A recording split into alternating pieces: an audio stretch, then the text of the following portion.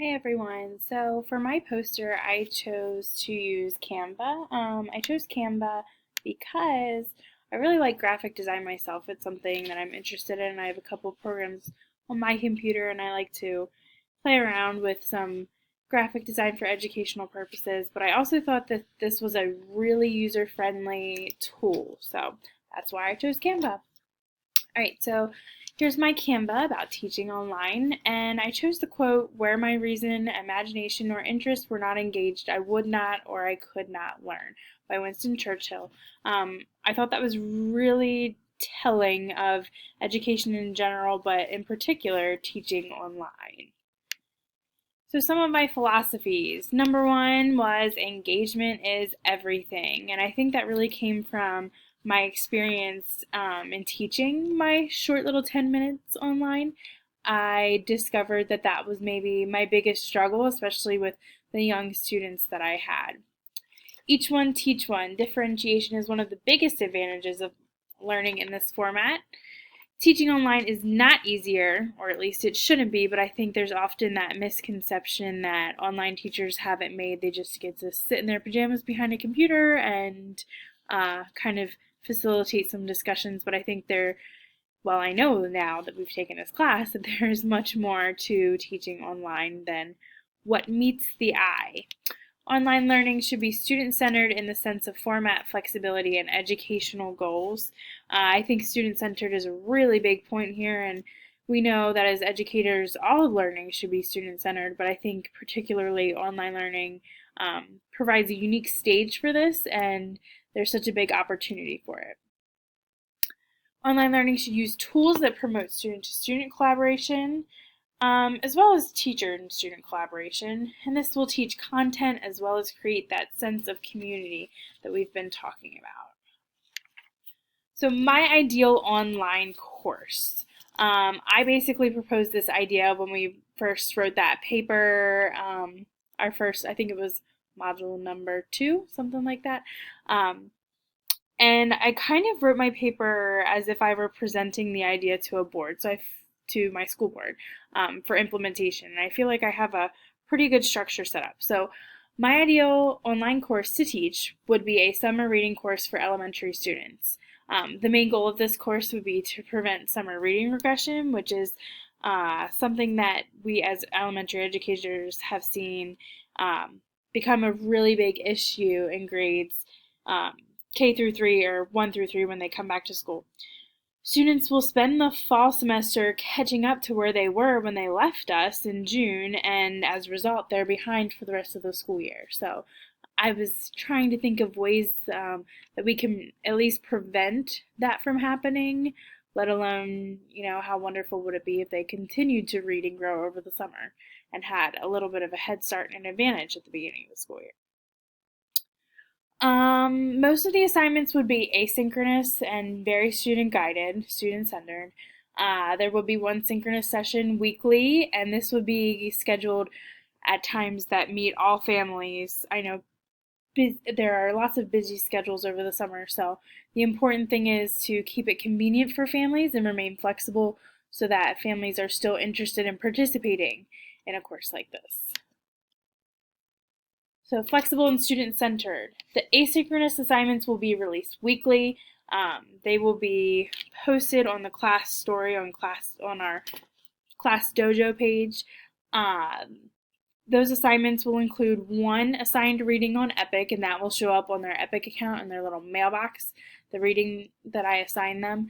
But then students will also pick 2 books, on their level of course, that they would like to read, and they will read those books, and then they will compose a video review of each of the books that they read on Epic. And they will post that video to the class dojo page, the class story, so that everyone in the class can view them and comment and like the videos and create that sense of community and collaborate and connect between text and just really dive into it and talk about what they read.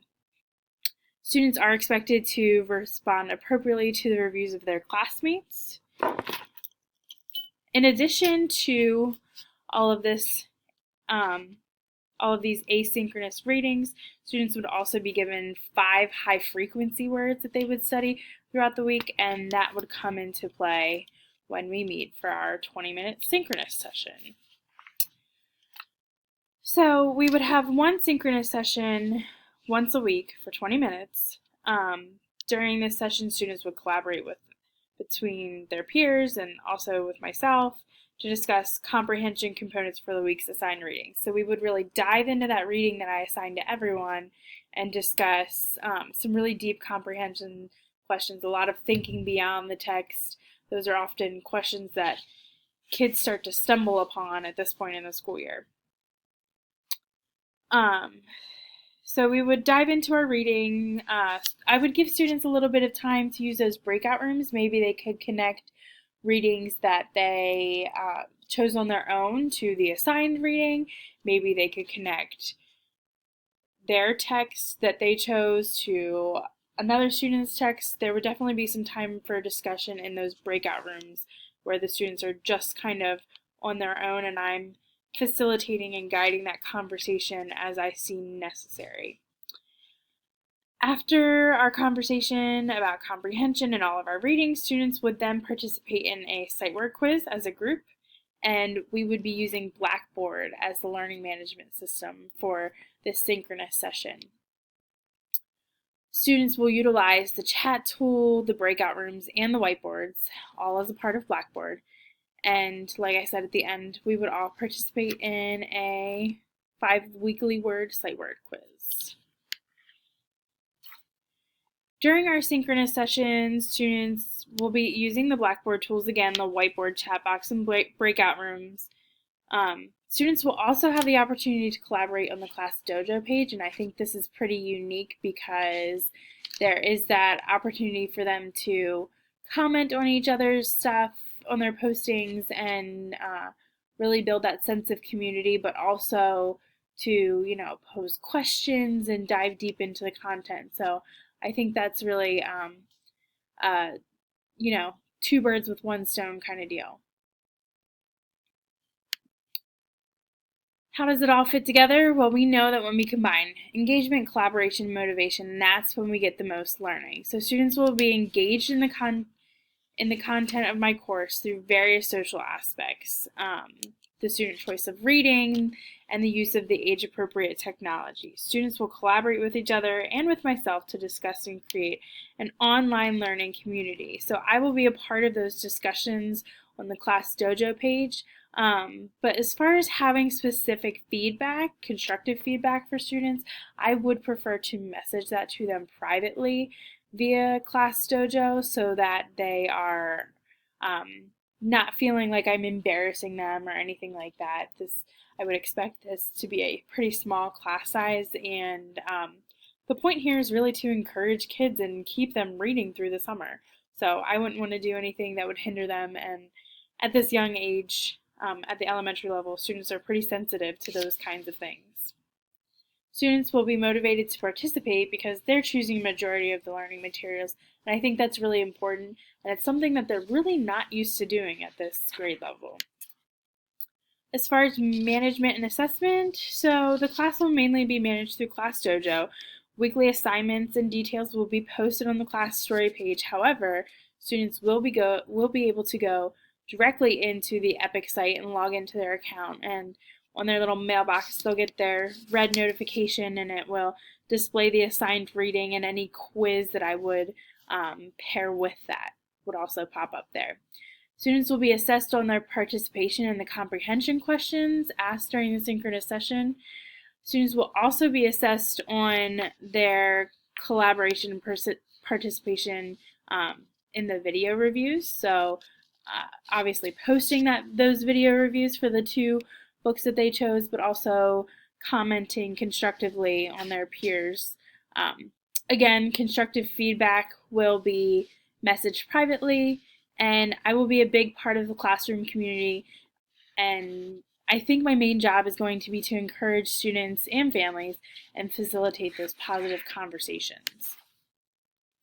Blackboard will be used as the LMS for the synchronous sessions because there are more student-friendly collaborative tools available. Again, the whiteboard, the breakout rooms, the chat box.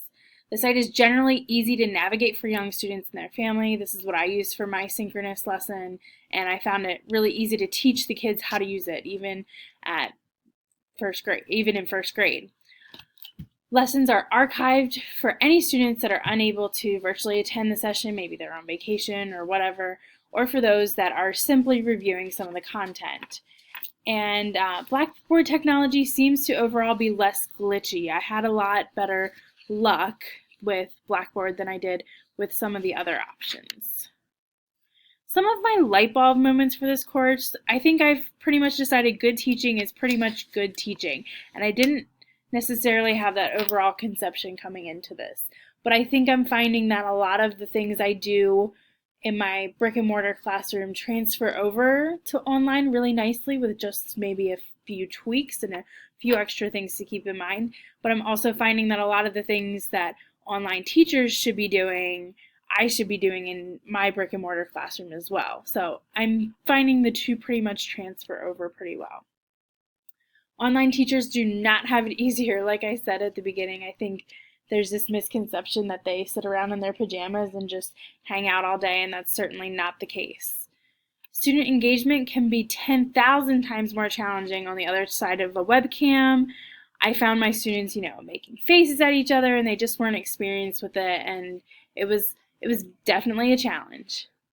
Online teaching embraces the student-centered approach, and I think this is one of the great things about it. And we know it's best practice, but I think it's promoted more in the online environment. There's such a big opportunity for differentiation. It's more individualized, so rather than differentiation, maybe online, we should definitely be saying individualization. There is a huge need for collaboration, and that's what creates that great community between students and teachers online and makes things so comfortable. Online learning has the opportunity to open a lot of educational doors that have been under lock and key for ages, and overall I'm really excited to see what happens for myself in taking this course and the opportunities that it provides me, as well as the educational world in general. So what's left? I would still like to know more about students with potential learning disabilities, how they are identified and tested. This is a big part of my role as a first grade teacher, and I'm wondering how that translates in the world of distance learning. Another thing that I am wondering about is where education is heading overall? Are my grandchildren or maybe even my children going to be taught purely in this format? Or maybe will there always be a choice between brick and mortar schools and online learning? I don't know, I can't predict the future, but so far I like what I see, and I definitely appreciate being better educated about the thing overall.